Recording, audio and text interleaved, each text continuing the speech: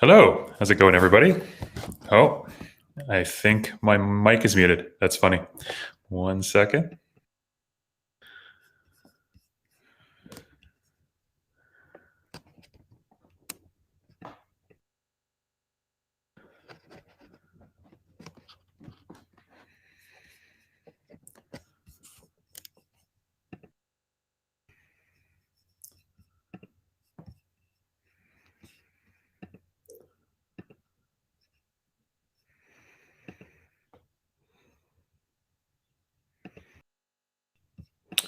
Okay, I think I should be able to be heard now. I'm hoping. nice to be back. This is the first time we've been streaming for a couple of weeks. So we've been doing a lot of stuff in the background, but this is the first time that we're actually live again. And I think I might be alone today. I got a couple of messages from the other coaches, and for various reasons, folks are not available, but we've got some of the EIRs joining us, which is great. And there's been lots of activity in the background. So I'm excited about just catching up with people and saying hi. Let me start by, just saying a quick hi to Rachel and Carla. Hey guys, nice to see you in Facebook, and looking forward to chatting today.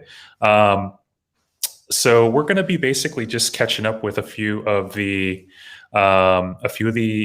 EIRs, entrepreneurs in residence, to sort of see how things have been going with their projects.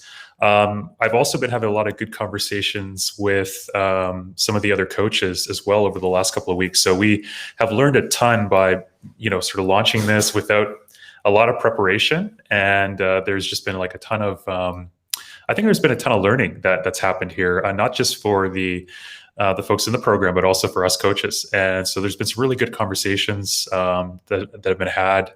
I think what I'm going to do after we talk to the EIRs that join us today is I'll just share a little bit of some of the insights that I kind of have learned from running this program so far, and what we hope to see as some of the things that we're looking forward to into the future with the process, with some of the goals that we have set out for ourselves, and just maybe talk a little bit about that at the very end. But in the beginning, I think I'm not going to delay. I'm going to actually invite a couple of the EIRs to join me and just chat about their projects.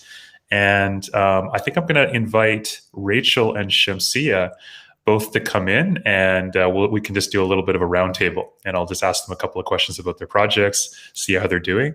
And hi, Chandrika, nice to see you in Facebook. So I'm just going to go ahead and invite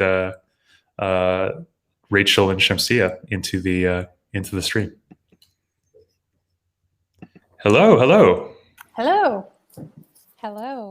everybody doing? You? Good. Hello. Can anyone hear me? Cannot hear anything. This is hilarious. Let me see. Can you guys hear me? Yeah. Yes. Okay, good. Okay, at least it's one way we're doing well. Let me just see what's going on with I can hear you, Shamsia. my audio here. This is interesting. Okay. Hello, Rachel. Hello. How are you? Good, thank you. How are you doing? Yeah, good.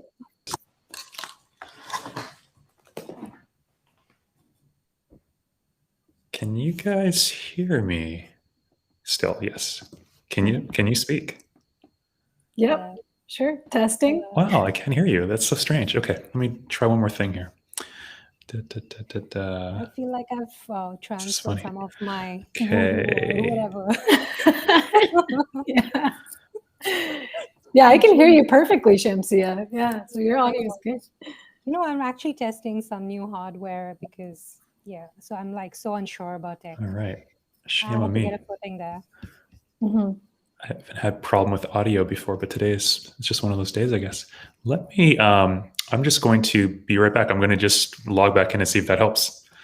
1 second. I'll be right there. Yeah, I just can't hear anything. So it's not, I think it look like audio in is good, but I'm getting zero. Let me just try this one more time. Shamsia, just say hi. Hi. Hello? No. Okay. 1 second. Let me. It might just be my computer. Hold on 1 second.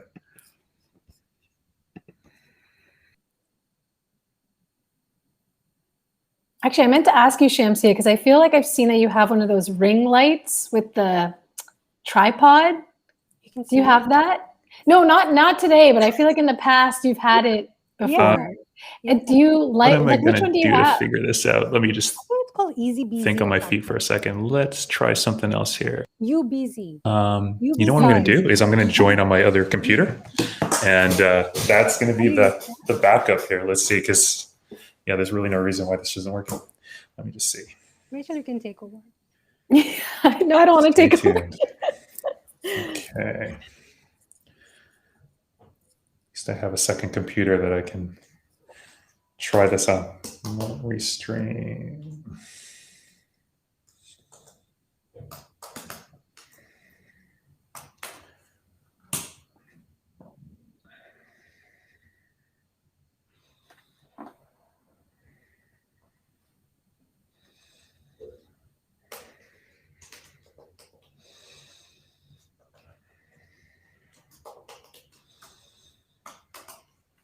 Maybe in the meantime, Shamsia and Rachel, you can interview each other. Okay. While I'm logging in here, I'm half teasing, but it looks like let me see here. Yeah, that's why I was asking about the ring light, because I wanted to buy one and I was looking at all these reviews and everyone's like, oh, after a month it breaks. Like that's what I kept hearing. So I was wondering which one you here had. I see Carla's going to come in and save the day, and I'm gonna join you guys in a quick second. One of the most popular ones on Amazon. Mm-hmm. So it kind of says bestseller. So if you just like Google it, no, if you search it on Amazon, it'll show you bestseller, tripod, and there's a lot of sizes and there's a lot of like lengths. You have to read the specifications very carefully, because I know of a few people who've ordered the one, but they've actually got the table tripod ring light.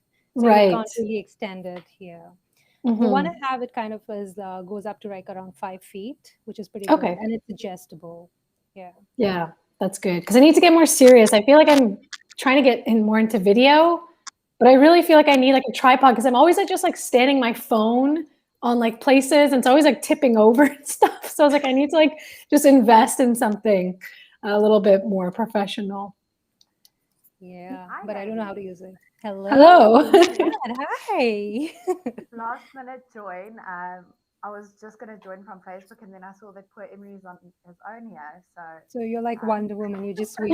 Yeah, I was like, oh, shame, no, I can't do that to him. But good to see you guys and excited to join.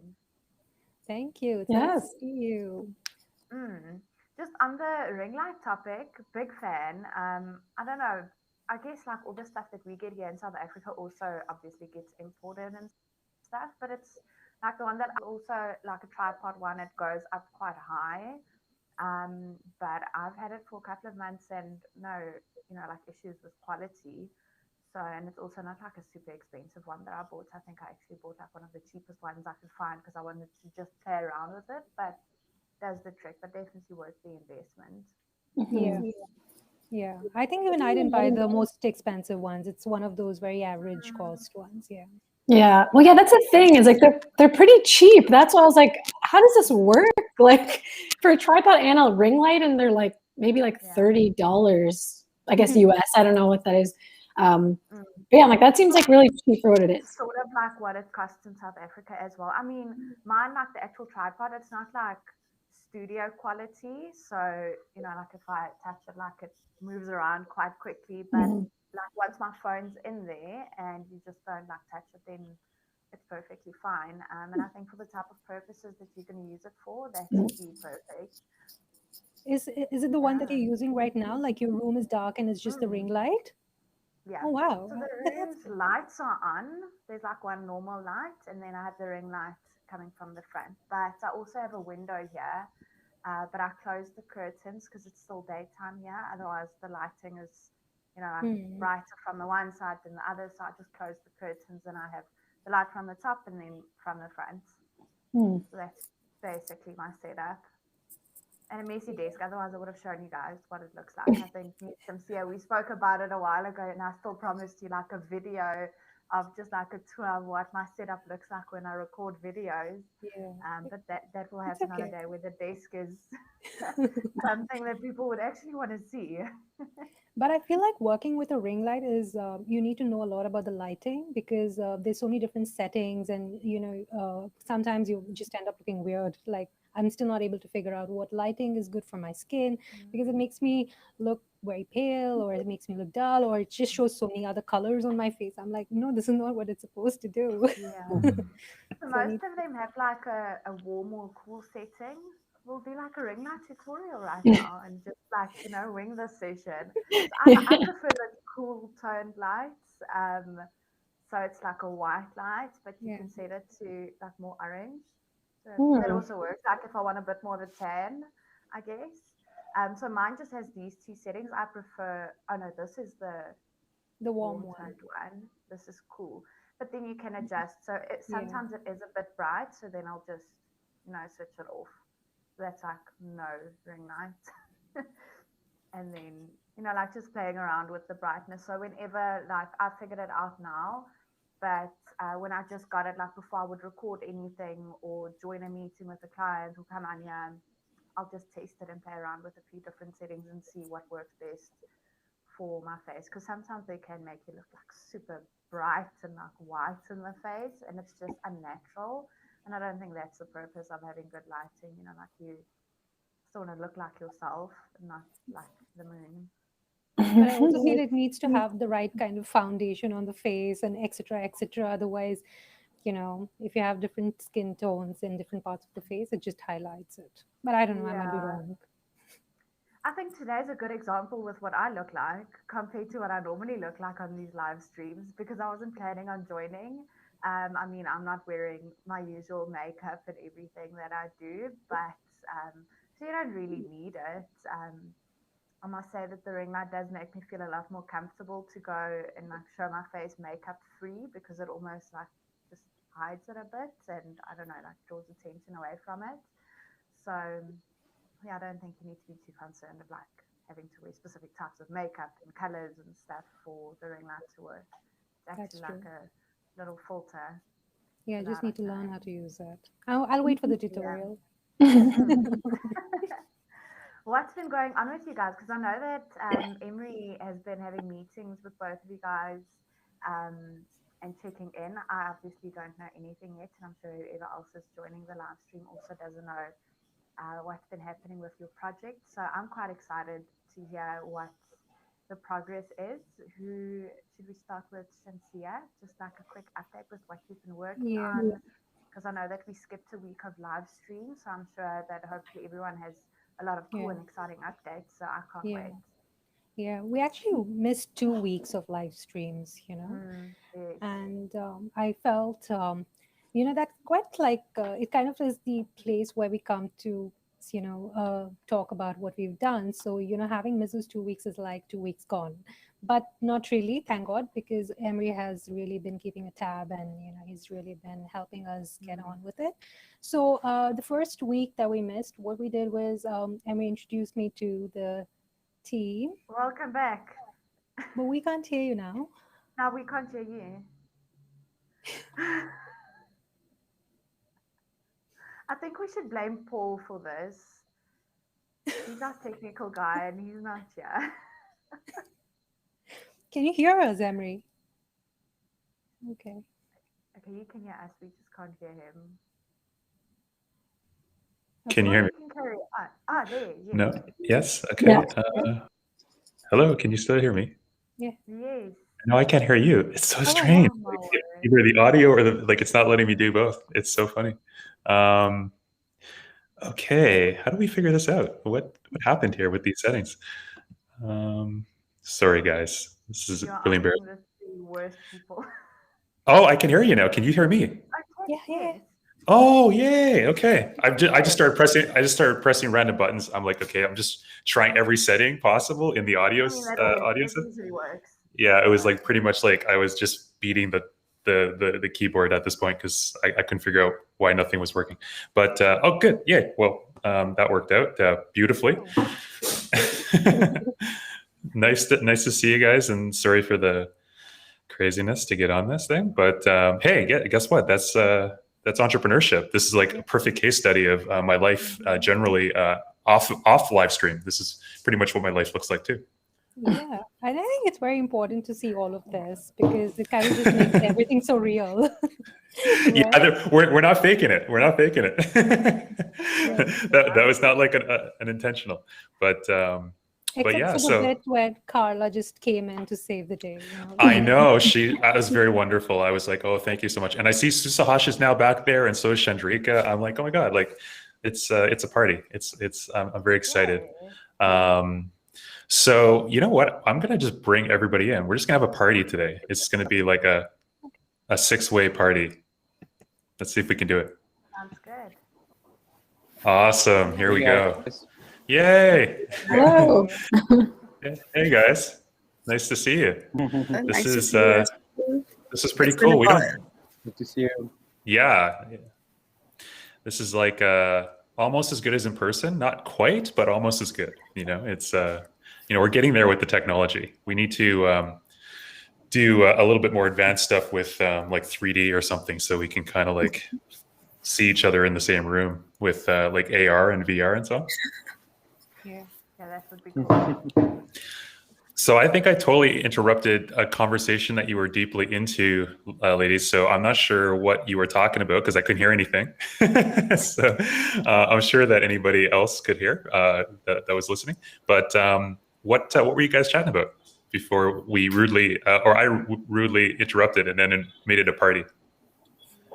Ring lights first, but we covered that, and then Shamsia just started talking and just like about the past 2 weeks because we haven't been live in a while. So she just started with her updates, and then we were rudely interrupted. So I guess she can just carry on when she left off. I'll throw you off and just start again. Okay, well, cool. This is perfect. We've got Rachel, we've got Shamsia, and we've got Chandrika here, which is awesome because I've actually been pretty involved in a lot of conversations with all three, actually, but more so with Shamsia and Chandrika over at least the last week because we've just been working in the background on some stuff with their projects, and I'm super excited about some of the stuff that they're working on. And I think I'm always excited, but I think I'm really seeing a different level of confidence, and maybe you guys can correct me if I'm wrong. Actually, I'd love to get your feedback, but I feel like there's a lot more of a level of confidence in terms of like a commitment to creating something here that's really special and having like a clear direction with the project.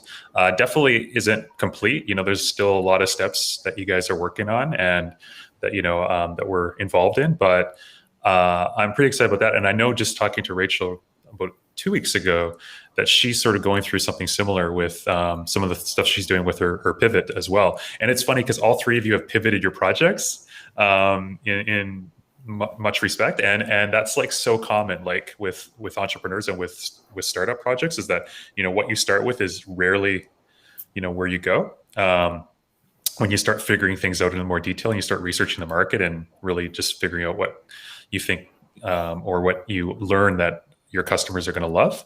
And maybe we can start with that. I'll just do a bit of a roundtable, and then Susahash and Carla just jump in anytime. And if you have any other questions around this, but let's start with Rachel. What's been like over the last couple of, let's say couple of weeks, especially, what's been like the biggest, I guess, learning that you've taken out? Like, what's the biggest sort of change that you've made to your approach to the business? Any insights that you could share with all of us other aspiring entrepreneurs that maybe will hear this at some point and are maybe considering going down this path? What would be something that you learned that was kind of unexpected or just reinforced? It could even be something that just convinced you that you are going down the right path or made it so that you want to go in a different path. Is there anything that you learned? I would say the biggest learning curve that I've had in the last couple of weeks is working on legal documents. Last year when I started the business, I didn't really sign any contracts with anyone. It was really just kind of like, I don't want to say gentleman's agreement because I'm get like gender neutral version. But basically it was kind of just like a verbal yeah, like I'll sell you my products at this discounted rate. Just like let me know how many you need, and I would just email them and be like, hey, can I get this week? They're like, yeah, sure. Like come pick it up anytime. Like it was very like informal, and I think that's fine when you're really small. But you know, if you really want to like grow and scale, I think it does need to be a little bit more formalized. So right now I'm working on like a vendor agreement, and Susahaj helped me a ton. He has obviously more experience than I do with this kind of stuff. But we just like walked through it and essentially made notes on everything that we thought we would need to include, and tried to the best of our ability, I guess, to kind of make it sound, you know, legal jargon like. But I'm having a lawyer draft it up properly. He says it's going to take a couple weeks. But it's been interesting. And I actually did a lot of digging into other companies, like similar companies. I looked at Etsy as well and just like read through like all their terms of service, like all that stuff that you just check the box, you never read anything and just like, yeah, I agree. Like, no, I actually need to like understand this, right? Yeah. So that's been a big learning curve, is understanding the different elements. And it's not even just like the vendor agreement. There's like privacy policy and like terms of service. There's so many little things that you need. And especially with the tech platform, we're going to be collecting people's private information, like data about them. And Susahaj is like, oh, you need a privacy agreement if you're going to do that. I'm like, oh, like I didn't even know that. Right. So it's like, there's just so many little things that you really need, I think, to build the foundation of the business. So it's set up like properly and professionally, and like I'm protected and the vendors are going to be protected and the users are going to be protected. So that's been an interesting learning curve. That's kind of where I'm at right now.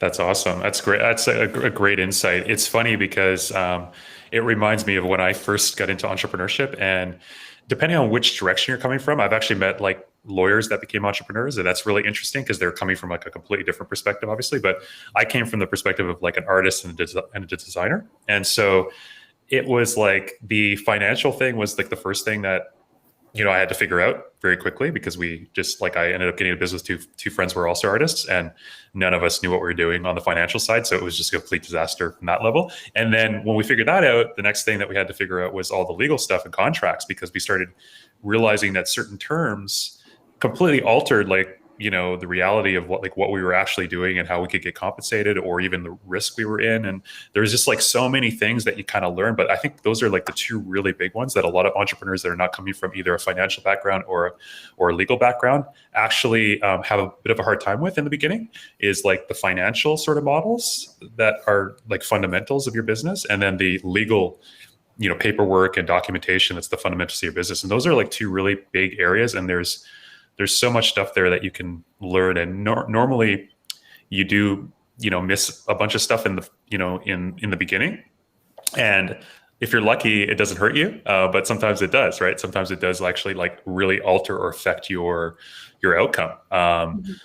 Big example of that is also even on the fundraising game, right? There's certain terms that you might get offered by like VCs when you start going down that path, and, venture capitals. And there's all these sort of little terms that I think a lot of first-time founders, especially, they're just sort of like, it's money, let's do it, like whatever, whatever the terms are, it doesn't matter. Like, it's all going to be good. But then when the company gets more mature, you realize, oh, wow, wait a minute. This is actually different than I thought, right? So that's really interesting. That's a really cool insight. Thank you, Rachel. And what about you, Shamsia? What have you sort of, I guess, what's been your biggest takeaway from the last couple of weeks since we've been offline, in terms of just something new that you've learned, something that has been reinforced by the last few weeks of work, anything like that? Any insights? Yeah. When we started off, when we made the first pitch, there were a lot of ideas that we brought in, and we kind of defined the rebranding of Haven as such, but we hadn't made it more tangible. We hadn't structured it properly. So I think the last 2 weeks, we really invested in giving that a proper direction. Like, you brought in the other team members, and we had a discussion as to how we would want Haven to be presented. There's ideas, yes, but now we have to sell it to the audience. So that means, how are we going to translate the ideas into content on social media, on the website, and also as boxes? So I think the past 2 weeks, we have been brainstorming a lot of ideas. And I think this Tuesday, what we did was pretty awesome.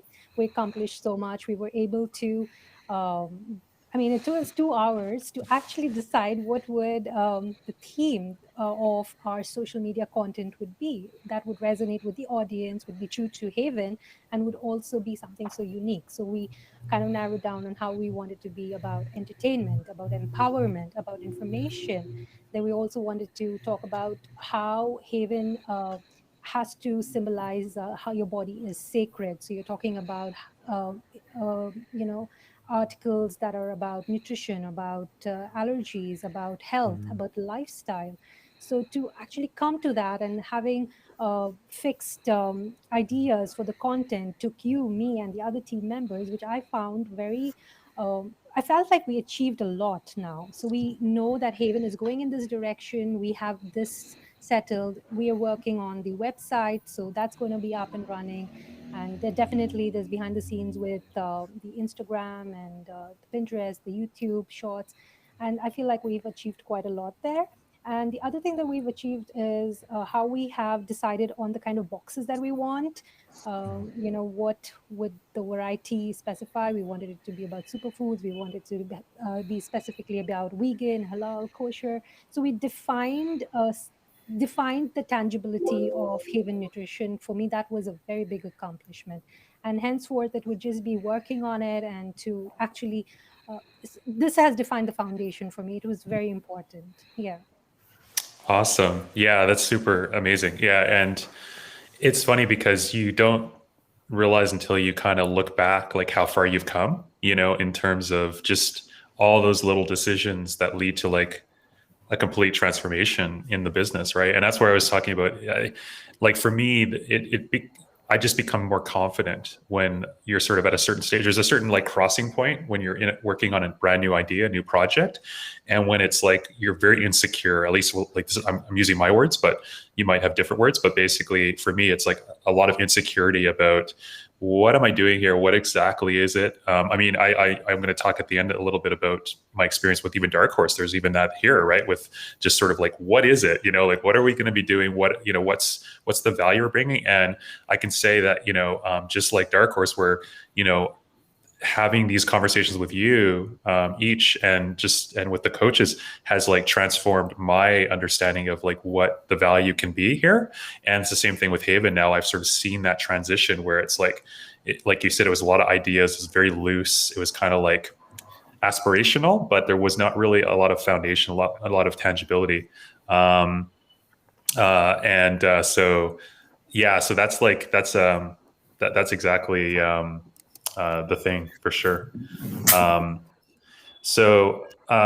Cool. And I'm going to ask, when Chandrika comes back, I'm going to ask her a few questions as well, but let's talk to Susahash a little bit. Susahash, man, how are you feeling about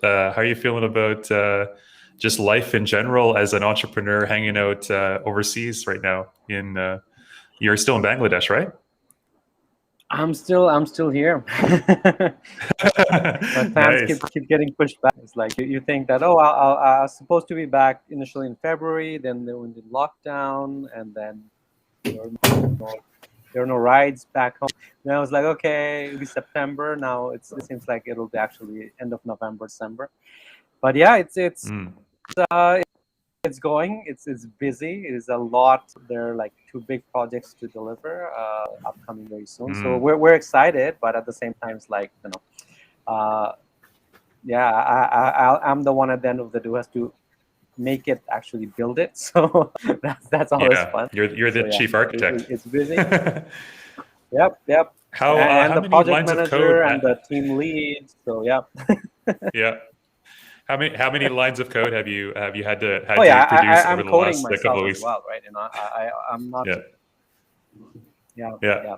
It's interesting because, you know, when you manage people and you have multiple, like a big team of people, like a lot of answering people's questions, trying to help them, I don't know, understand concepts. So it's a lot of time that just goes just doing that. So and it seems like, oh, when you're team lead, it's like, what do you do, right? But you spend a lot of time kind of putting on that hat, just kind of leading that and managing people, teaching them, and that's just part of it. Aside from all the CEO job, all the administrative stuff and everything else, on the incubator side. So yeah, so it's a lot of work. I love it. So it's good. No complaints. Awesome. Yeah, I mean, I've been through a pretty long journey with you from when we first became friends many years ago, and just sort of seeing a lot of the things you've gone through as an entrepreneur, and just sort of building out your your vision and your dreams with Meta Eye, and now here working on Darkhorse and so on. So, and there's a few other projects that I know you're working on, and I'm working on too. Yeah. So yeah, it's pretty awesome to sort of see the evolution there. Yeah, it's cool. It's absolutely. Yeah, it's I was just thinking about even my own journey over the last few years, for sure. Like just leaving my previous company and then starting on this path, and traveling and doing the stuff I'm doing now. It's like, just looking back, I was like, wow, this is really interesting. It's like, I knew what I wanted to do, but then just sort of being in the moment, it's like, wow, it's like things are so different. So for the EIRs and even Carla and others who are watching online, Emery and I talked about years ago, I think 2017, 18, that, hey, you know what? Future is remote. We want to be working remotely, living in exotic places, and just work that's the world we can envision. And with COVID, that's the new standard. Yeah. And even people who are supposed to be going back to work, there's a huge resistance in the industry to not want to go back to office. No one wants to go back. It's expensive. No one likes sitting and commuting. So we're thinking ahead. And we were living that life, right? So it's exciting in a way to see that. Yeah, absolutely. Yeah, it's funny. I when COVID first hit last year, I remember I was talking to our team, and we were deciding the kind of work that we needed to do as a consultancy, and I was like, well, we should just consult on remote, being remote, because that's what I've been doing for, to your point, that's what I've been doing for years, right? So it's a lot of people, I take a lot of this stuff for granted, but I think a lot of people are sort of figuring it out. And now, a year and a bit later, I think a lot of us have all experienced it now enough to kind of make a decision on it, whether it makes sense for us or not. And I think it's weird because everything is kind of happening all at once. There's, we've been sort of bombarded with, and I really want to talk to Chandrika, but I'm just going to really quickly finish this idea. So we've been talking to, or I've been thinking a lot about just the world that we're living in now, and we have all of this information that we're getting, and I think there tends to be a lot of negativity around what's going on in the world, for many good reasons. I think there's a lot of things that are broken, but there's a lot of evidence. I mean, there's a book, I'm going to forget the name now, but I will. I'll put it into our Facebook channel for anybody who's interested. But it's basically the 10 mega trends that every smart person should know. I think that's the title of the book. And I apologize because I forget the author's name, but it's basically talking about, through data, it's talking about really what's going on in the world. And, if you all you have to do is just go a little bit back in history, and you can see all the progress we've made. Now, I know, of course, we have some major issues right now with the environment and global warming, and we can talk about freedoms and rights of many individuals around the world that still are not equal to what they should be. There's so many things we can talk about, but if we look back and we look at average life expectancy, we look at the fact that we theoretically can feed everybody on the planet now, and we're inefficient with that, and there's corrupt governments and different things that happening that making that not really the case. But the fact is that we actually can do that. There's so much inefficiencies to even do that much better. There's it took us, I think there was a stat I was looking at that to basically get a vaccine for COVID, the first vaccines for COVID sort of tested on humans, it was 4 months. It took 4 months. Yep. The first vaccines, I think polio, first vaccines in the history of humanity, 3,000 years. Or sorry, not 300. Yeah, not 3,000. Sorry, I think it was 300 years. 300 years, like to get to figure something out, right? And it's just like you look at all the charts, and every chart that you want to look at in terms of violence, murder, everything, it's all gone like astronomically. Even morality, like general morality, like sort of the things that we would think were acceptable back in the day compared to what we think is acceptable today, it's like completely different, right? And so I think like it was really refreshing to start to learn some of this data, because it's easy to sort of get sensitized to all of the, like, we're programmed to be concerned about challenges and difficulties, and that's survival, right? If you're too optimistic and you were our ancestors, you'd be eaten, because you'd be like, oh, what's that noise in the bushes? I'm not going to run, it's probably fine. And then out comes a bear or whatever, saber-tooth tiger, and you're gone, right? So we are obviously wired up genetically, and like sort of our ancestors have given us, sort of equipped us so that we can survive. And so everything that's bad, we kind of everything that's dramatic, what I think there's a saying, it's like, if it bleeds, it leads, in news, right? Like anything that's really dramatic, that's what we want to talk about. But there's so many positive things that we can look at, and we're problem solvers. So even the things right now that are a mess, like global warming, if we act, we can fix it. That's the real truth of the matter, right? We just have to act, and traditionally we have. Now we've made a lot of mistakes too, but again, if you look at the trends, we've done a lot of good over the last, centuries, right? So anyway, it was very, very refreshing to read that, and I think it's really important, especially as entrepreneurs, because we're leading through example, and we're also providing a vision, right? That's the whole thing with entrepreneurship, is you're providing a vision. So if you have a very pessimistic attitude about like the world is going to crap and there's nothing really that we can do about it, it's not going to be very empowering for you to be working on problems. And I think sometimes that's why there is another sort of darker side to entrepreneurship, where you just sort of say, I'm just going to get mine.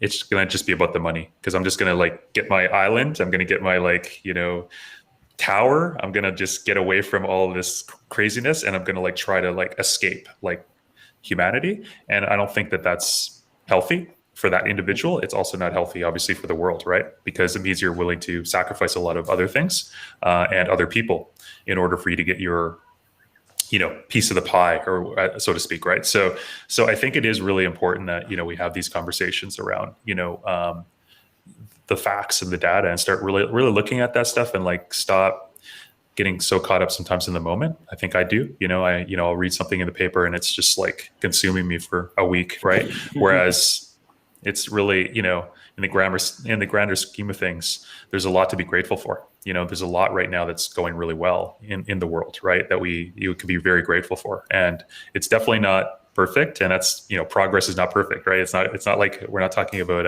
a miracle or some sort of, like paradise. Like, that's not what I'm describing. It's definitely a lot of work and a lot of ups and downs, but it's going in the right direction. Anyway, a big ramble there, but it just, I've been really, I guess, reflective over the last couple of weeks, for sure, thinking about a lot of things. That's awesome. Yeah. Sorry, go ahead. What you said is like, I don't want to take up too much time again. Sorry, I know Chandrika, you should go, but like I can go on for hours and hours talking about this. But I think Emery, you bring a very good point. We live in a very interesting time in history where there's so much happening. There's so much positive, and every day look at the news, there's so much scientific advancements that are just like, wow, are we living fiction?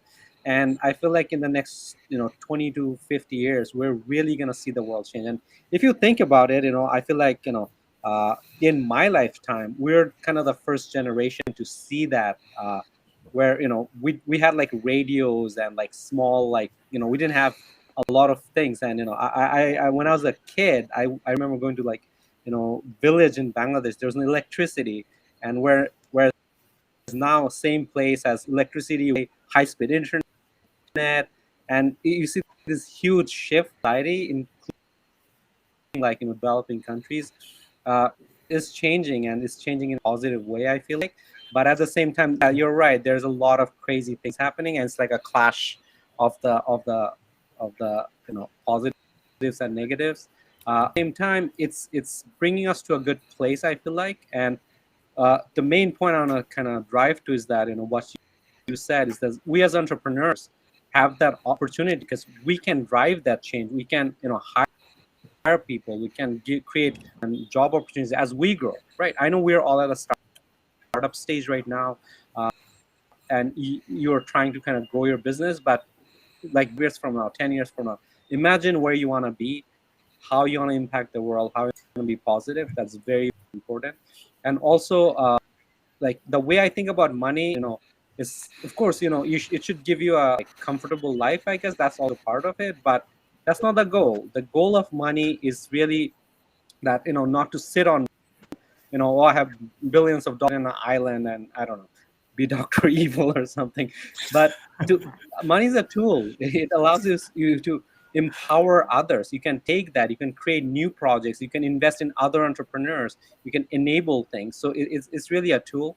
So you can think about it that way. I think that's how I motivate myself, that if I can get to XYZ goals, I can use that to do ABC, 5 other things and more, right? So I think that's very important, and that keeps you humble, that keeps you centered, and that's very important, I think, as entrepreneurs, as leaders and creators of the world. So yeah, sorry, I also kind of rambled, but I really resonated with what you said, so I had to kind of get it out there. But yeah, sorry awesome. about that. Yeah, no, I'll let don't apologize. go. Yeah, Chandrika, yay, let's talk to her. But no, that's awesome. Thank you, Susash, for I love these conversations. Chandrika, let's chat with you for a minute. I think I'm not going to give anything away, but I've had some good conversations with you over the last week or so, week and a half to 2 weeks, and I'm really excited about some of the stuff that's going on with you. Do you want to share a bit of your sort of I guess insights over the last week or two? Like what have you been up to? What's been maybe a learning curve? What's been like the biggest takeaway or insight? Yes, absolutely. I think last 2 weeks have been really exciting for me because now that we have revamped the Heavenly Street project, I am kind of like happy also because we took a step back, and meanwhile I can just watch and observe other projects going up and going on their ways and maybe get inspired and learn from them. And right now for the Heavenly Street, we spent the last 2 weeks kind of, building the website and getting the platform ready for our vendors as well as our customers. And it has been a very interesting journey so far. I think what inspires me the most is having a team or somebody to give me a regular feedback on it. And at the same time, I can also kind of look back through a lot of things. ClickUp has been really resourceful in this regard. I can just have a to-do list ready for me, and I can just click the task that I have done and what is still pending and I need to pay my attention to. And for now, I think yesterday only I had a meeting with Irina regarding the homepage. Like we were just talking about the homepage, what we want to include on it, what we do not want to include on it. And I think we did finalize a lot of things there. It was very productive, and she had some really good ideas to share. And it's nice to work with technical people who know the stuff, and they can kind of guide you into the right direction, so that like if I have some thoughts or ideas, they can actually help me decide what is actually feasible and what we cannot do in that regard. And I think we are also going to be talking about a few other things that goes behind the website, like how are we actually going to showcase the things that are going to be up there. So I think it's been very resourceful the last 2 weeks. I think I'm looking forward. The one thing that I'm really excited about is actually seeing the first draft that Irina is going to come up next week. So that's going to be very fun. And yeah, that's kind of where I am at right now. Awesome. Yeah. And so just to clarify that too, so Arena is one of the user experience designers that works with us at Space Age. And so she's working with Chandrika and myself and the team on some design ideas around basically taking some of Chandrika's vision and turning it into sort of like a final user a user interface for like basically a design for the website, the new website. And yeah, it's like very similar to, well, both Rachel and Shamsia, actually. It's like the project has really kind of taken a major U-turn in a good way, like in a very, very positive way. I think it's like a really awesome, very ambitious project that you're building. I'm actually looking forward to, probably as soon as next week, you should be able to do a bit of a show and tell for everybody. I think you're going to be in a position where you can kind of like take everybody through it. Yeah, and Shamsia too. I think both of you are going to be in a pretty good position to kind of maybe share with us a little bit more under the hood of what's going on.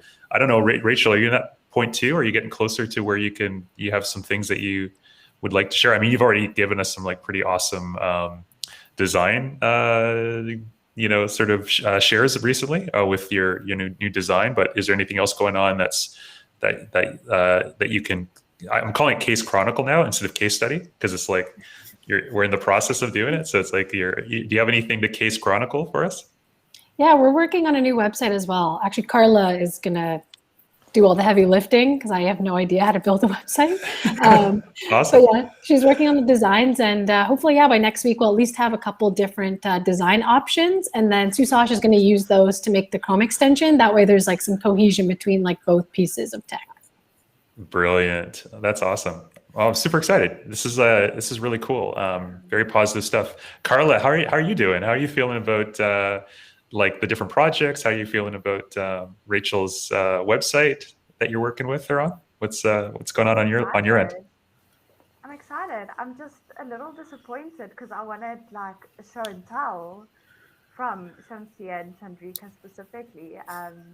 But I'll wait another week. But everything sounds super exciting. I feel like I'm a little bit jealous because you get to have so many conversations with them.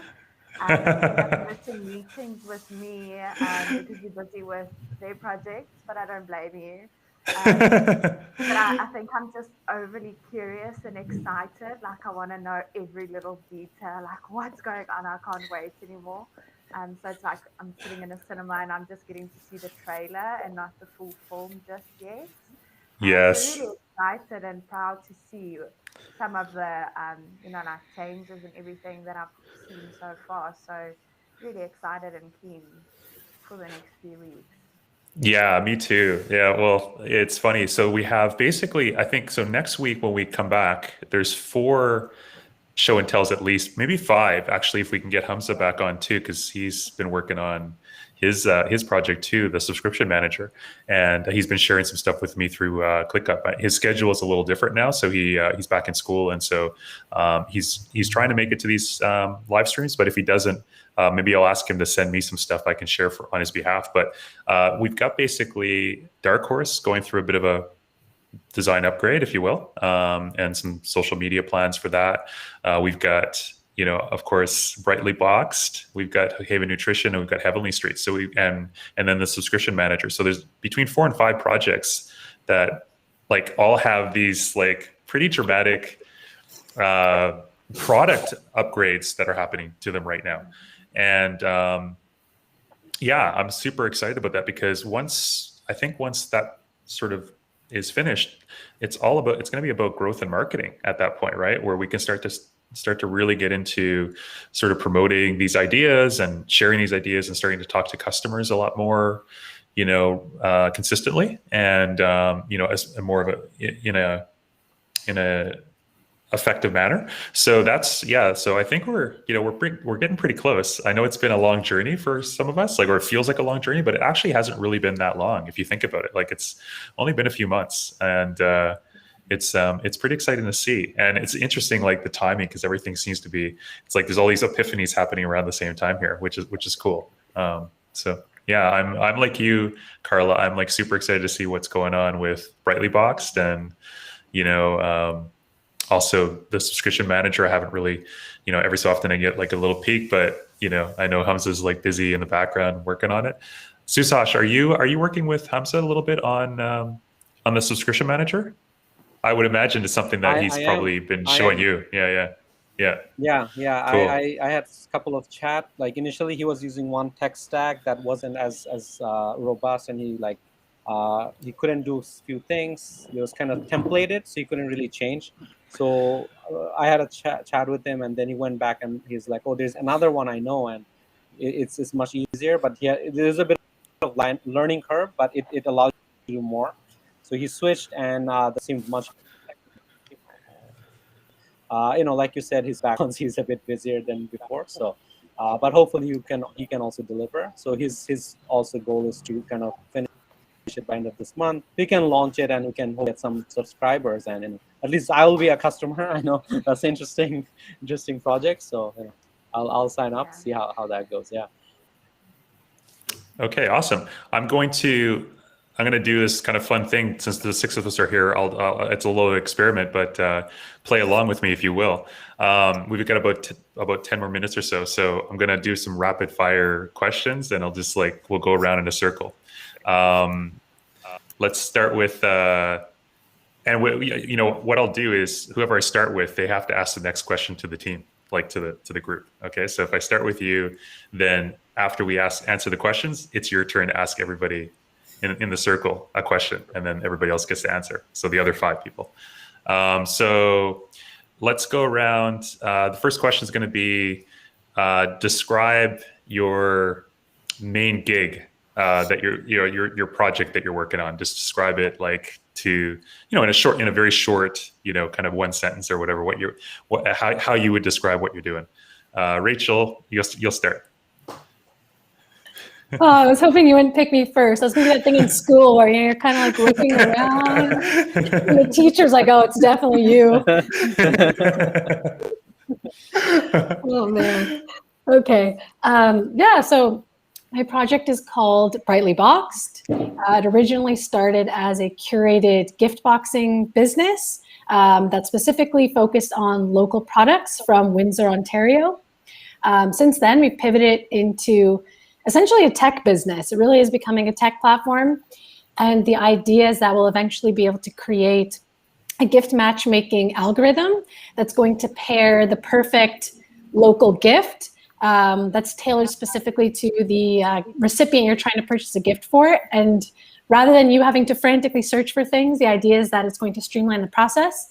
So once you program in the people, your loved ones, the people that you need to buy gifts for, on a yearly basis, the platform is going to send you a push notification 2 to 3 weeks in advance with your curated gift options. That way you can then purchase that gift right from that notification to make your life way easier. But yeah, wow. That's all right. Summary. This is my mic dropping. I've had a lot of practice because I've talked to a lot of vendors on the phone and stuff like that. So I've had to make the pitch short and concise because I tend to ramble. So I guess it's paying off. I don't know.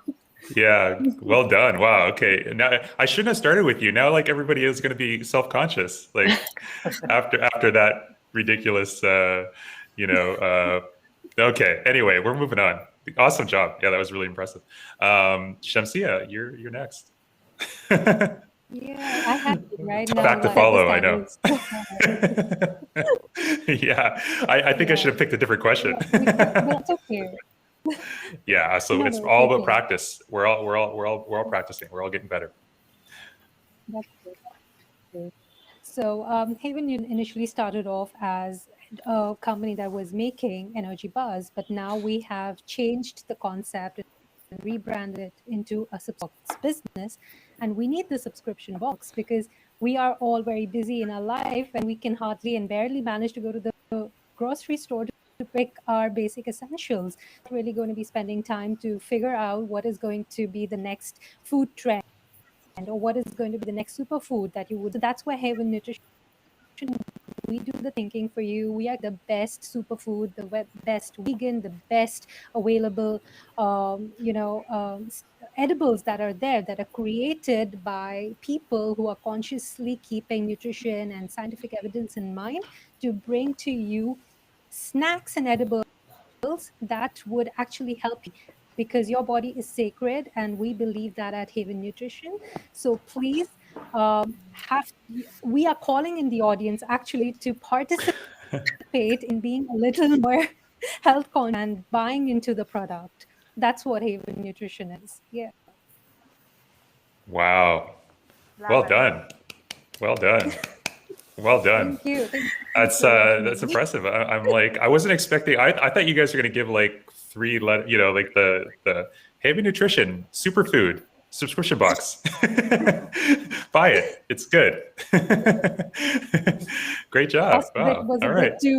bit too sad and a little on the sides. We just sloped down, but I think I'll work on it. Awesome. All right. We're gonna start. We're gonna get Chandrika next.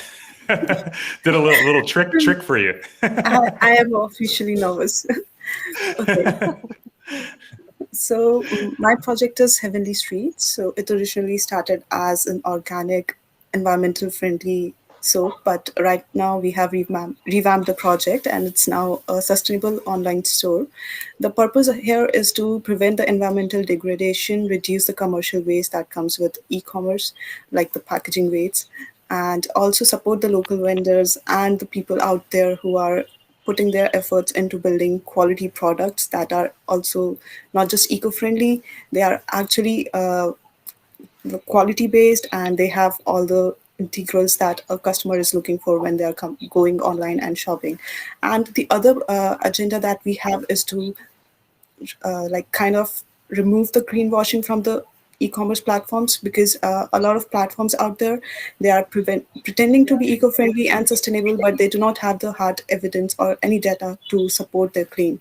So with Heavenly Street, we are going to give them a store. We are going to present them a store where they can buy multiple products, and they are going to be eco-friendly, they are going to be cruelty-free, they are going to be sustainable, and they are going to be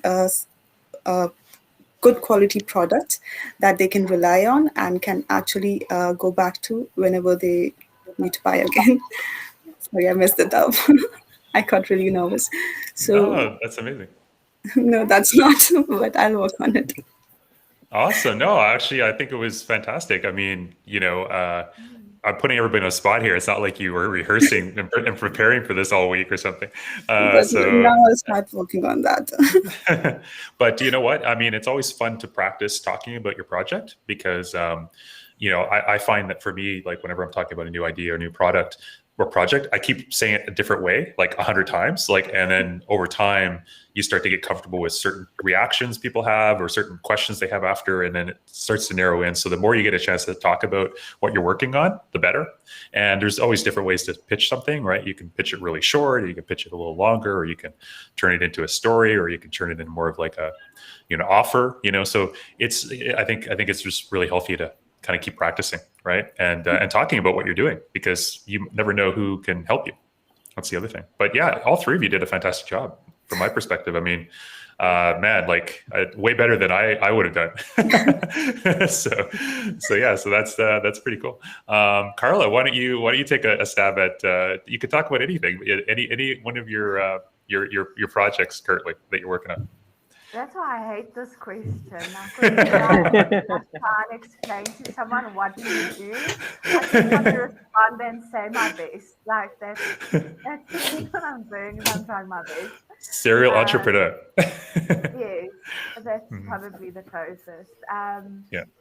But basically, almost anything marketing related, I think, is the easiest way to explain it. So whether it's at the digital agency, I write, apparently, and that's now started to turn into a personal brand that's growing quite a bit bigger, with coaching and short courses that's in the pipeline and coming up soon, along with Darkhorse, of course. So, I think basically it comes down to, I like to think that I just add some magic to people's businesses through marketing in whichever way, whether I teach you how to do it yourself or I do it with you or get the team to do it. That's in a nutshell what I do. The easiest, most basic way to explain it, I think.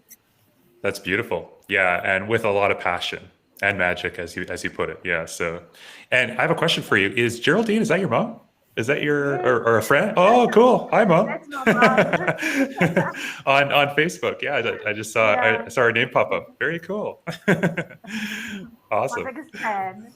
Yeah, well, the magic thing actually came from her. There was a TikTok trend a while ago where people were like, just go ask your parents what you do for a living and record their responses. And I texted her because we don't live in the same cities, and she responded, and she was just like, I actually don't know, but I just know that you do magic. And then like this whole magic thing just stuck. Like I do magic. That's what I brilliant. do. That's brilliant. I think we all kind of want to aspire to do a bit of magic at this point, right? So I think that's pretty awesome. Yeah, a little bit of science, a little bit of art, and a lot of magic. Yeah, cool. Susahash, what are you up to? What do you do besides hacking into the Pentagon? Everything. I do everything. No, like you guys know the story, right? Like we started off as a software company, and then we pivoted, and then I wouldn't say we pivoted. We still are a software company, but we expanded, and I was working a lot of software companies, startups, and I realized that they were making a lot of mistakes that I made many years ago when I did my first venture. And yeah, we created an incubator, and long story short, Emery was my friend and brought me along for the ride with this one, and here I am. Dragged you in it. Yeah. Awesome. It's Awesome. Well, good, thank you. I'm glad you came along for the ride. It's been fun. For sure. Yeah. Awesome. Okay. Well, who's next? Who wants to? Oh, sorry, Rachel. I think it's you, Emery. Yeah. What are you up to? Emery. Oh, I'm sorry. We're actually out of time. I'm sorry. We're actually out of time. Oh my gosh. Stop working now. That's cheating. Can you hear me? I can't hear anything. What do I want to talk about as a pitch? Well, I can. You know what? It's a good segue because I'll talk about Darkhorse because I wanted to also share a bit of my insights over the last little while. So I'll try to see if I can creatively narrate my pitch into what we're trying to do. So Darkhorse started out as a passion project where I think we wanted to work on this initially about 1.5 to 2 years ago, but been thinking about it for many more years before that. I was doing some informal mentoring. I was a serial entrepreneur by this point. I had raised some money in a previous company. I had also, it was a pretty big disaster, that experience for me, in a good way. I think I learned a ton, but I learned what I didn't want to do. And then I had also worked on a few, we call it bootstrap businesses, but we can also call them customer-driven businesses. I kind of like that better, customer-funded, if you will. And so I started developing a sort of attitude towards like, there's different ways that you could build a company, but we kind of keep talking about this one way. And I was having a lot of conversations with folks like Susahash at the time, and we were just sort of talking about, hey, like, you know what, like, we're kind of all being sold this sort of one path, and it's actually disappointing because there's so many other great ways to do this game. And I was also getting more and more obsessed about this idea of the triple bottom line. So people, planet, and profits, as opposed to just profits, right? Because there's like, obviously you can build a company that is very financially successful, but it's a little bit morally, sort of empty. And, I think anybody that builds a company of any level can sort of use this, the tagline to say, hey, this is this is employing people, so it's good enough, right? Like, we're employing people, or what, that kind of thing, right? But I was like, well, no, that's not really good enough. Like, I mean, because are they happy? Like, let's ask them that, are they happy? Are you, paying them well enough? Are they motivated? Are they doing something that matters? Do they feel like they're doing something that matters? So even that alone was, one thing. And then there's also like, what about the environment you're building this company in? What about, the broader context? What about your customers? So there's all this stuff that philosophically I was thinking about.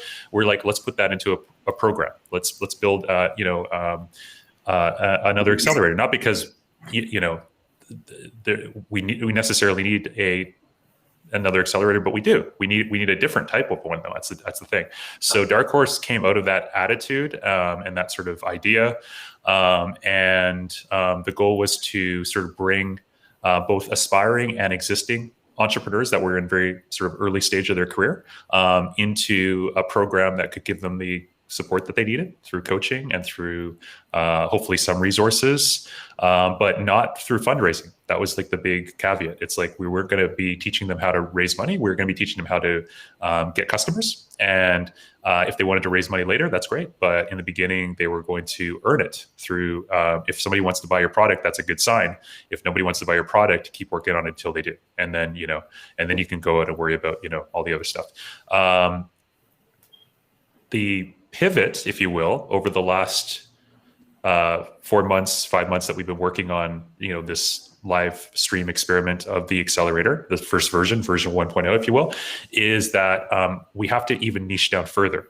So the conversations we've been having as coaches in the behind the scenes is looking at the successes and also challenges with the current version of the program. The live streaming part is really cool, but that's really not the point. The point isn't like to do live streaming. The point is to really, create something that is transforming people's lives, both watching as well as in the program. And we need to be more consistent with the type of people that are in the program. We need to be more consistent with the type of products and services that we think we can launch and help and support based on our resources, based on the kind of companies that we already have and so on as coaches. And so we're having a lot of conversations about that. So I think the version that we're going to be sort of narrowing down to is triple bottom line, direct to consumer startups that want to be customer driven and are going from zero to, their first, 100 customers. That's sort of our goal, is to get, people through the program there that way. And we may even shorten the length of time. There's lots of conversations about that, but we may be shortening the length of time of the program. It's only like going to be maybe 4 months moving forward. But yeah, that's what Darkhorse is going to do. And hopefully that's going to, be something that is scalable, and we can help a lot of people, get into market and start to get their first customers and build something really cool. Yeah, a really long pitch, but that's what we're doing. You have to do that in under one minute elevator pitch, and then you're good. Yeah, exactly. Yeah, I'll do it again in under a minute. Okay, triple bottom line, direct to consumer, e-commerce startup, Accelerator. Accelerator. Live stream. Live stream, exactly. And live stream. Hashtag Darkhorse. Awesome. Okay, so Rachel, we have time for one more rapid fire question. This one, I truly will not gab so long, so I'll answer it very, very shortly. But why don't you give us one more question? Sure. What's a fear that you've learned to overcome through entrepreneurship? It's a good one. Who are you starting with? I feel like I'll start with you, because I feel like that's only fair. We'll go the other way. Go the other way? Okay. So what's it? Well, okay, wait. Actually, I think you're mistaken. I think it's actually Susahash. That's not fair. You can't do that. Okay, fine. I thought you should have some value to being like piloting this thing, like there's no value. I don't get it. There's none. It's just it's all downside. Okay. So, repeat the question. Sorry, I was getting distracted. What's the question again? So, what's a fear that you've learned to overcome through entrepreneurship? And I can give you an example, I guess, if it helps you with my thought process. Sure. Like one for me, for example, it's not like a huge deal, but I really hated phone calls. It would make me so nervous, and I would get literally almost like a sore stomach, like thinking of having to make like a phone call. And I've noticed after having done it so many times that it doesn't really scare me anymore. Like once I'm on the phone, like within the first 30 seconds, I'm like, okay, I can do this. I got this. So I'm just wondering if there's other examples of something that's, similar that you've overcome through all the ventures that you've done. I have two. I'm going to give you two because they're equal measure. First one is sales. And the second one is around like sort of managing people and sort of speaking in front of a group of people. So, and it's sort of tied together, but I'll start with sales. So my first company, I was a disaster. I like all three of us, myself and the two partners I started with, none of us wanted to sell anything, and we were all like more interested in hanging out in front of the computer and playing video games or working on the projects that we were hoping that somebody would find us and give us. We were doing a web design company, and this is right out of college. Like I actually dropped out of college to do this company, so I was like, really, couldn't wait another year. I was like, oh, let's get into business, and we were all sitting around basically in this like little studio that we sort of pieced together, and like no work, barely any work anyway. Like we had a bit of work coming in because somebody's dad gave us a job or whatever, but it was basically, and then so we basically almost kind of like drew straws. And because I was the youngest at the time, and I was the one that left school, the other two were smart and graduated, and I like dropped out, and they're like, okay, you are nominated to do sales. Like you have to go and sell sell our services, sell this web design company services to everybody. And I was like, I don't even know how to do that. Like, that's not what I do. Like I'm a skateboarder gamer, kind of thing. Like I'm not like, I don't sell like websites. Like I can build them, but I don't sell them. Right. And so it was really terrifying. It was like very difficult for me to like cold call people and like go, like I had to go on the street and like door knock, like, cause I didn't really have a lot of contacts. So I was like, okay, well, I guess I'm just going to go down, busy streets and ask like restaurants and stuff if they want websites, and it was terrifying. It was really difficult. But I got over it. And it was definitely a good learning curve. And now I like love sales. Like I'm like, yeah, throw me anywhere and I'll go sell somebody something if I believe in it, because I don't really see sales the same way anymore. I see it as a mission. I think it's like a responsibility that entrepreneur has to give people better solutions. So if you don't have the better solution, you probably shouldn't be in that business. But if you do, it's your responsibility to sell, because you should be giving what you offering to people so that they can have a better life. So that's sort of a completely different perspective on sales than I had when I was younger. And the second one was the management thing. And I said I was going to be like short-winded. I don't think it's possible for me. I think I'm long-winded with everything. But anyway, so the other one was going to be basically this idea of getting in front of people.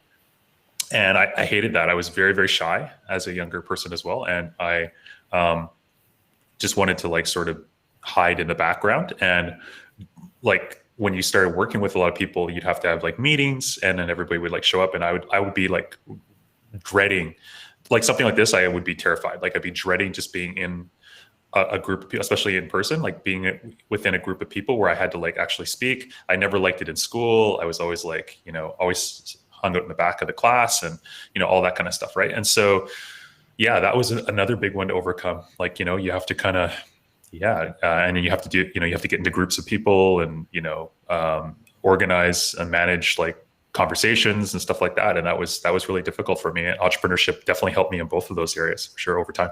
It was hard in the beginning, but over time it was like, and again, with both of those now, I actually enjoy it. I actually enjoy working with team members and like, organizing group conversations and stuff like that. So yeah, those are my two. Should I go? I feel like everyone's just staring. Yeah, I'm like, was like, I think I stunned everybody, like with my, like the depth of my answer, or they're just falling asleep. They're like, when's this guy going to shut up? I think all of us just zoned out, actually. Doesn't that sound? But I feel like my answer is very similar to yours, actually. And it's interesting because we've never even had this conversation before. Never. But so I'm not going to repeat everything that Emily said, because a lot of those things is the same for me. And the other thing is, pardon the French, but not giving a shit of what people think and what they'll say, especially because I work in an industry that I didn't study. I have experience in it, but just through work. And initially, like, I was really scared of like, how do I sell myself or my company or my knowledge or passion to people when I don't have a piece of paper to prove it. So eventually over time, I don't know how I got over the fear. It just happened. I think it's, like the more I had conversations with people and started seeing results, I got that confidence in myself. Where it's gotten to a point where sometimes you like I'll talk to clients, or I'll sit in a meeting and like stuff just comes out of my mouth, and I look back and I'm like, how do you even know this? Like, where did this come from? Or who is this person? But I guess that comes with experience, and also letting go of the fear of overthinking every single thing that's about to come out of my mouth, and just really trusting myself and my knowledge and my passion for what I do, and then that fear just sort of went away. It's still there every now and then, but it's not something that really bothers me. Nice. Yeah. Yeah, we definitely share the passion of sales. We're always competing. Who's bringing in the better deal? And I used to hate sales as well. That's why I laughed when Yeah. you mentioned like going to businesses to sell websites. One of my first jobs, well, no, it was my second job ever, was sales, but we had to literally sell oxygen machines to people. And I sat in my interview and I flat out refused, and the amount of times that I cried in my boss's office, like, I can't sell, like, I'm not a salesperson. I also had to overcome the fear of picking up the phone and speaking to people. And then it was also like cold calling, making appointments, rocking up to a random person's house, selling them oxygen that they're breathing at the moment. If you don't have enough appointments, you have to walk from door to door and go knock and like beg people to let you in. At the time, I think part of it was pretty traumatizing, but I definitely learned a lot. And I think that's where I actually, like saw that, wow, firstly, I can sell, and there's also a lot of satisfaction from it. And now it's something that I absolutely love doing, but I never thought I would. It's so funny. I'm sorry, I don't mean to keep rambling here, but I just have to say this. Sales is one of the things that's, I think, one of the most misunderstood things that I've seen in my experience with a lot of people talking over the years about. I realized eventually that I was doing sales from a very young age, but I just didn't understand the definition well enough. And so what I thought was sales is actually not what sales, like, I was characterizing sales as like this sort of, the car salesman sort of kind of meme or whatever, right? But like when I had other jobs when I was a kid where I was selling like crazy, but I didn't know it was sales. Like I was a game tester / game master, I guess is what we called me at this like game store, kind of like you could rent games, and people would come in and they'd ask me questions about the different games to get advice to buy them or to win them. And I was just the kid in there that like knew all the games and played them all like religiously. And so I was selling all the time because people would come to me, I'd give them advice. But if you had told me I was a salesperson, I would have told you like, you're full of shit. Like, cause I didn't think of sales like that. I thought of it was like more like I'm hanging out here playing games and I'm helping these guys win the games. And then if they happen to rent them or buy them, that's like not my job. That's like the guy at the cash, I'm not even at the cash. I'm over here, but actually the stuff that I was doing to get them sort of excited was actually contributing to the sales. Right. And so it's really weird. Like sales is like one of those things where like, that's why I was saying, if you're passionate about what you do, it's sales, right? Like if you tell me about something like that movie you love and I go watch it, guess what? You're in sales. You just, you might not be working for the studio, but you kind of did the job for them anyway, because you sold that show to me, you sold that movie to me. So it's just to understand, I think it's just changing our definition of sales. So it's not so scary. It's like a lot of other things too, that I've sort of learned in entrepreneurship. I mean, I feel like I can learn anything. Even like, Elon Musk taught himself rocket science, right? Like, I believe you can learn absolutely everything. I wouldn't necessarily trust me to operate, on somebody, but I believe that like with enough time and training, we can learn anything. And that's something also entrepreneurship teaches you, that most people like would say, oh, no, you need to go to school for 5 to 10 years to do this. It's like, well, yes, that's true, but that's not necessarily the only way to learn something. And it also depends on like what level you're trying to get to and also how you're studying, like how you're approaching it. So anyway, total tangent, but I get excited about this topic about, sales, because it's like one of those, it's like a dirty word sometimes. And I'm like, what do you mean? It's like money. Money's a dirty word. It's like, no, it's not. It's like, it's this thing we made up to, put value on something. It's like completely made up, but it's okay because we all buy in. And as long as we can incentivize people to do the right thing, it's actually a good thing. It's like, there's so many of these examples in the world. But anyway, Susahash, it's your turn. I was just gonna say, Emery, from what you said last, is that Bitcoin, that's the new dirty word, not money. Now what do you mean? It's not dirty if you have some. It's not dirty if you have some, my friend. Exactly. No, it's funny. It's only like, dirty if you don't have any. Exactly. Like Emery and I were talking about the other day how we all had like those stories of how we had the perfect Wasting our opportunity Bitcoin? to like Yeah. wasting our Bitcoin or just giving Yeah. it away because we're like, Starbucks. Yeah, Coming for you, Starbucks. Starbucks. I wasted all my Bitcoin at Starbucks. So it's funny. Anyway, sorry. So to the question, the biggest thing I learned and the fear I kind of learned to overcome is of uncertainty, because entrepreneurship is uncertainty, especially it's with under huge extreme pressure. And especially when you have a team, you have people on payroll, you have like, end of a month is coming, beginning of month, you gotta make payroll, and you're like, oh shit, the bank is empty, what do I do? But yeah, just it's something unlike anything else ever. Before I had a job, I had a cushy life. I in my childhood, it was a rough life. I went through some hard times. But we managed, and at that time you're a kid, so you kind of don't think about it. You have your mom around, and they go through stuff. But when you become an entrepreneur, it's like now you have 10 different children and their life and their family, they all depend on you, and it's a huge pressure. So that uncertainty is something that really keeps you up at night. But it's also funny, like when I think about it from a like perspective, right? Like I'm a like small medium-sized business. There are businesses that are multi-billion-dollar, like, and they go through this same kind of crisis. Especially again, I love talking about Elon Musk, right? And he also went through similar experience, and he had $250 million in his bank account from selling PayPal, right? And then he was gonna go bankrupt because he was gonna go broke because he had both Tesla or SpaceX to save, and he decided to save both, which meant he's gonna have nothing. He had to apparently rent out, from his friends, borrow money to go rent out and give everything away. So that's a challenge, right? That's a huge challenge, and I don't think it ever really goes away. But at the same time, it depends how you manage it. But it's really, the key is mentality. It's having that like mindset and saying that, oh, you know what? It's about how you tackle the problem, and you look at it a problem and come up with a solution, rather than thinking about it and going, oh, this is the end of the world, I don't know what to do, whatever, I give up or I quit or whatever.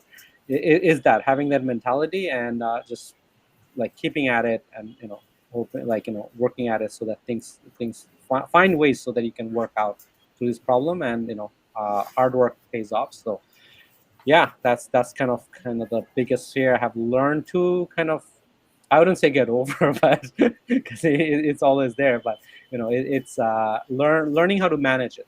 Learning how to manage it is the biggest thing that I have kind of learned. 10 years ago, yeah, I'd totally crumple. So you live and learn. Awesome. Yeah, that's a good one.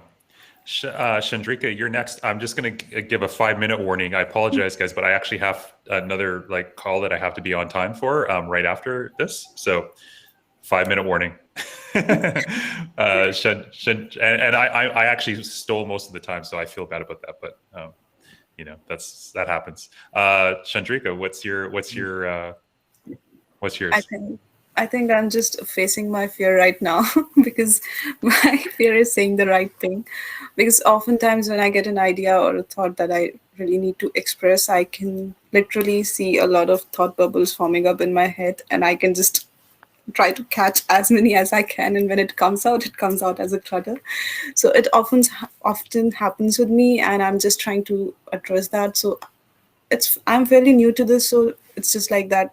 I'm still in the initial phase of facing my fear, and then maybe I'll move on to managing my fear and then finally overcoming it. But I'm still facing it, so let's see. 10,000 hours practice. Yeah. Malcolm Gladwell, #Malcolm Gladwell, 10,000 hours. And you'll be an outlier. Okay, cool.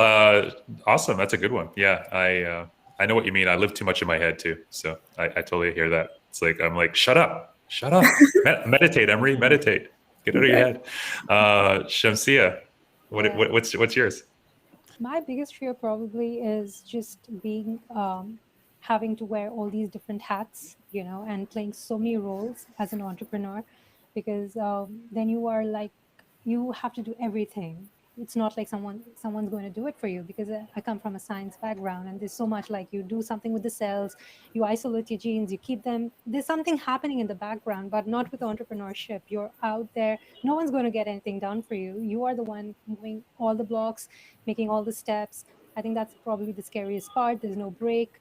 You have to envision your path, and every step has to be taken by you. I think for me, that is very important. And the other thing that's very difficult, and the other thing that I have to say is being virtual is very difficult. I'm a public speaker. I love to interact with people, be out there, but virtually selling something, I think it's one of the biggest. I think it's one of the biggest challenges we all are going to be facing till we understand and adjust to this new technology. Selling virtually is very difficult for me. Yeah, for sure. Yeah, you're right. That's a good one. Yeah, I think there's a lot of learning curve that's happening right now with like just interacting, doing everything virtual now, and the whole world's kind of moving there. So you're kind of like stuck. It's like, well, either I don't participate and I miss out, or I actually learn how to do this. But it is a retraining for sure. It's because you are so used to seeing people's body languages, seeing how their personalities, you know, and it makes selling things so much easier when they see you in person. But now everyone is the same. Everyone's just screens, you know, and there's nothing really extra out there. How dare you call us just screens? How dare you, Shamsia? We are more than screens. We are more than screens. Tell that to those. I'm a human. I'm a person. Not when you're on Instagram trying to reach out to the people who have 80,000 followers. I'm like, oh my God, intimidating. Oh gosh, awesome guys! This has been really fun. I like this like roundtable rapid fire trick questions. I think. Well, actually, somebody else is going to go next time, but we should do this again next week. I think that's a fun close. Awesome, guys. Well, nice seeing you as always. Looking forward to seeing all of you in different periods over the next week or so, and then next Friday, it's game time. Let's share with the audience what we've been up to. Yeah, sure. Bye bye. Awesome. Everyone. Bye, everybody. Bye. Bye. Bye. Take care, guys. Bye. Bye. Bye. Bye. See you later. See you guys.